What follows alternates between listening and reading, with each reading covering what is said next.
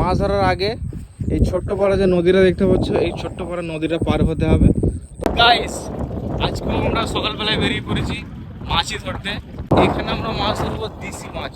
দেশি মাছ হচ্ছে শুধু অনলি কই মাছ। কই মাছের সাইজগুলো দেখলে তোমরা তাজ্জব হয়ে যাবে। তো তোমাদেরকে আমি অবশ্যই দেখাবো কই মাছগুলোকে। এখানে আমাদের হরিয়া দেখতে পাচ্ছ, বড় বালতি নিয়ে এসছে একটা।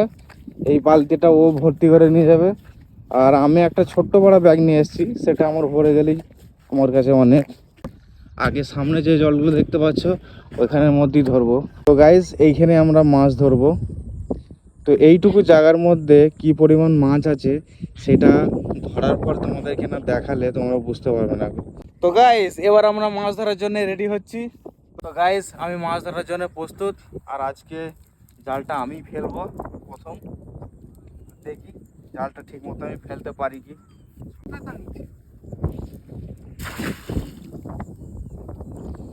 জালটা মোটামুটি আমি ঠিকই ফেলেছি।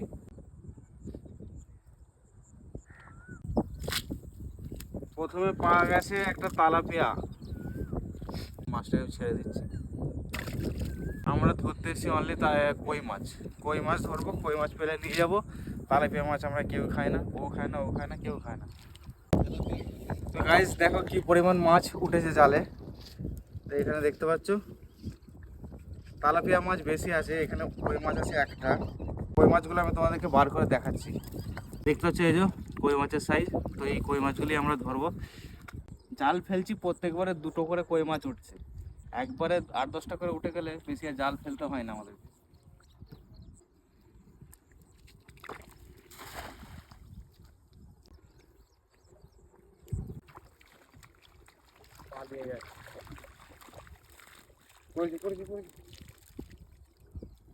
গাইস, দেখতে পাচ্ছ কি পরিমাণ মাছ উঠছে জালে।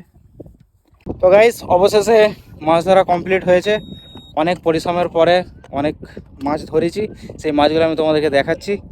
তো এখানে দেখতে পাচ্ছ, এখানে যে কটা মাছ আছে সব কই মাছ আছে। দেখতে পাচ্ছ এখানে সব কই মাছ আছে, আর কিছু বড় তেলাপিয়া ধরা হয়েছে। এটা ক্যামেরার মধ্যে ছোট লাগছে, তোমাদেরকে আমি দেখাচ্ছি ঢেলে। দেখতে পাচ্ছ এখানে সব কই মাছগুলো আছে।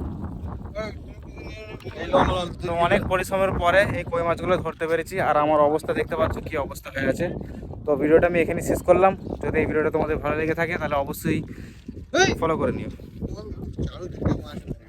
চারিদিকে কেমন মাছগুলো চলে যাচ্ছে।